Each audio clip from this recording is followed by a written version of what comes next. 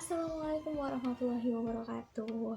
Halo semuanya, perkenalkan saya Lutfiah Nuzuli, biasa dipanggil dengan Lutfi. Nah, pada kesempatan kali ini terasa sangat menyenangkan bisa bertemu dengan rekan-rekan secara online melalui video pembelajaran. Akan tetapi, gimana nih keadaan hari ini? Apakah dalam keadaan bahagia, sedih, atau biasa saja? Apapun kondisi dari rekan-rekan, jangan lupa terus menyapa Tuhan dan terus belajar. Pada kesempatan video pembelajaran kali ini, kita akan membahas tentang perbankan dasar, khususnya materi simpanan dana tabungan. Melalui video pembelajaran kali ini, kita akan mencapai beberapa tujuan. Tujuan yang pertama adalah untuk memahami dan menjelaskan simpanan tabungan itu apa. Kemudian akan memahami juga terkait dengan layanan ATM. Tujuan yang kedua adalah untuk menganalisis transaksi tabungan, termasuk di dalamnya menghitung bunga dan pajak tabungan.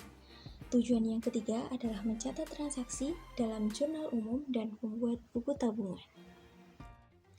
Tetapi sebelum dilanjutkan ke pembahasan selanjutnya, apakah teman-teman sudah memiliki tabungan? Yaps, memiliki tabungan itu penting karena akan membantu kita memanajemen keuangan, dan ketika kita menabung di bank, kita akan mendapatkan bunga tabungan. Oke, tanpa berlama-lama lagi, kita mulai pembelajaran kali ini. Jadi, sebelumnya adakah yang tahu tabungan itu apa? Tabungan merupakan simpanan yang penarikannya hanya dapat dilakukan dengan syarat tertentu dan tidak dapat dilakukan penarikan melalui cek, giro, atau data lain yang dipersamakan dengan itu. Nah, tabungan itu memiliki beragam jenisnya. Jenis yang pertama adalah tabungan konvensional, di mana tabungan ini biasanya dimiliki oleh masyarakat dan biasanya memiliki fasilitas berupa ATM maupun M-Banking. Yang kedua, ada tabungan berjangka. Tabungan berjangka biasa disebut juga dengan deposito.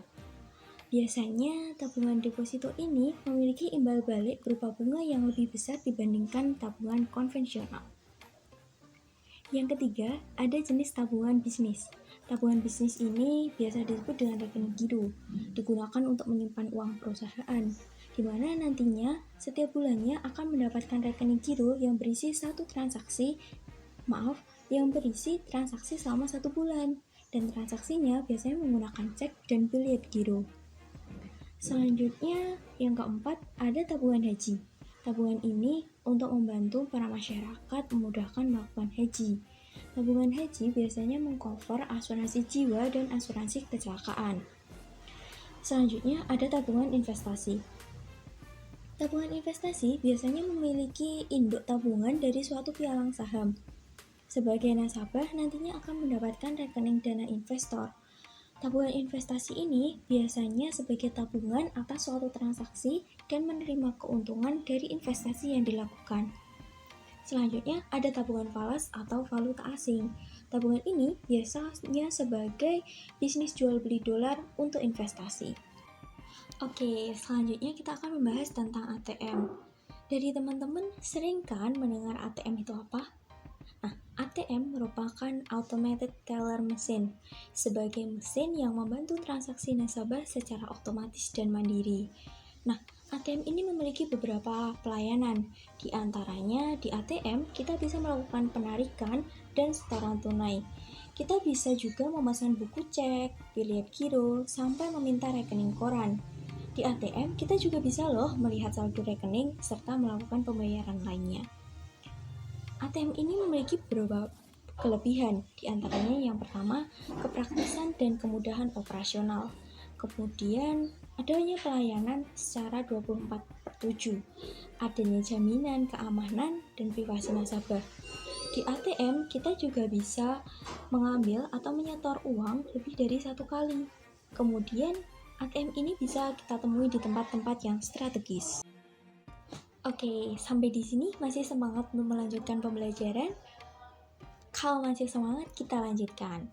Nah, pembahasan yang selanjutnya terkait dengan transaksi-transaksi pada tabungan. Pada tabungan, kita terdapat beberapa transaksi, dimulai dari adanya pembukaan rekening dan setoran tabungan. Saat membuka rekening, nasabah akan mengisi data diri, jenis tabungan, dan melampirkan bukti diri. Bukti diri bisa berupa KTP, SIM, atau paspor yang masih berlaku. Sedangkan pada saat kita menyetor, akan ada batas minimal setoran di awal pembukaan tabungan. Lalu, bagaimana kalau kita mau mencatatkan pembukaan atau setoran tabungan? Pencatatannya, kita dapat menjurnal pada akun debit berupa kas, kemudian pada bagian kredit kita bisa mengkreditkan akun tabungan rekening nasabah tersebut. Seperti yang terpampang ya. Oke, selanjutnya kita belajar tentang penarikan dan penutupan tabungan. Untuk penarikan, biasanya nasabah dapat datang secara langsung ke bank ataupun melalui layanan ATM dan transfer. Pada saat kita melakukan penarikan, biasanya terdapat saldo yang wajib mengendap, sedangkan saat penutupan nantinya akan didebitkan seluruh jumlah tabungan nasabah. Lalu, bagaimana pencatatannya? Pencatatannya berkebalikan dengan setoran. Jadi, saat ada penarikan atau penutupan tabungan, di bagian debit berupa tabungan rekening nasabah, kemudian di bagian kredit terdapat akun kas. Nah, seperti yang kita bahas di awal, ketika kita menabung, kita akan mendapatkan imbal hasil berupa bunga. Bunga adalah balas jasa dari pihak bank atas kepercayaan nasabah dalam memilih jasa pada bank tersebut. Sedangkan nantinya pajak juga akan dikenakan atas pendapatan bunga. Pajaknya sebesar 20% dari penghasilan bruto. Hal ini disesuaikan dengan Undang-Undang Nomor 36 Tahun 2008 Pasal 4 Ayat 2. Eits, tapi tunggu dulu. Perhitungan bunga tabungan itu ada banyak macamnya loh. Yang pertama, menggunakan saldo terendah. Ketika kita menggunakan metode saldo terendah, artinya kita akan menghitung saldo terendah pada bulan periode yang dilaporkan, kemudian akan dikalikan dengan suku bunga yang telah ditentukan.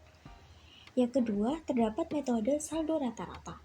Apabila menggunakan metode ini, maka saldonya akan dicari dulu rata-ratanya, kemudian baru dikalikan dengan suku bunga yang telah ditentukan. Yang ketiga, ada metode saldo harian berketentuan bunga. Artinya, setiap saldo akan dihitung berdasarkan lama saldo mengendap. Kemudian, bunga yang diperoleh selama 1 bulan periode pelaporan akan dijumlah atas beberapa transaksi dalam 1 bulan tersebut. Selanjutnya, terdapat metode floating. Metode ini artinya bunga akan dihitung berdasarkan ketentuan bunga yang ditetapkan seiring perubahan dan perkembangan bunga. Selanjutnya, yang terakhir adalah lama saldo mengendap dengan suku bunga tetap. Artinya, nantinya bunga akan dihitung menggunakan lama saldo mengendap dalam jumlah hari 1 tahun. Kemudian dikalikan dengan suku bunga yang telah ditetapkan. Biasanya suku bunga ini ditetapkan di awal penentuan bunga. Lalu, bagaimana sih untuk pencatatannya ketika kita mendapatkan bunga ataupun kita harus membayar pajak tabungan? Ketika kita mendapatkan bunga, akan didebit pada akun beban bunga tabungan, kemudian akan dikreditkan tabungan rekening. Nah, sebaliknya, pada saat kita membayar pajak, kita akan mendebit tabungan rekening nasabah dan mengkredit utang PPh untuk mencatat bunga pajak tabungannya. Oke, selesai sudah pembelajaran kita kali ini tentang tabungan. Seru bukan pembelajarannya? Nah, jangan lupa ilmu tentang tabungan ini untuk diamalkan di real life teman-teman semuanya, serta untuk menambah pengetahuannya, teman-teman bisa mengakses beberapa soal-soal yang ada di internet, kemudian beberapa latihan yang ada di buku-buku pegangan siswa, sehingga nantinya akan semakin memahami secara detail tentang tabungan. Nantinya, saya juga akan menambahkan beberapa link di deskripsi terkait dengan contoh-contoh soal untuk menyelesaikan transaksi-transaksi tabungan. Nah, terima kasih atas perhatiannya. Cukup sampai di sini. Mohon maaf atas segala kekurangannya. Sampai jumpa di lain kesempatan. Wassalamualaikum warahmatullahi wabarakatuh.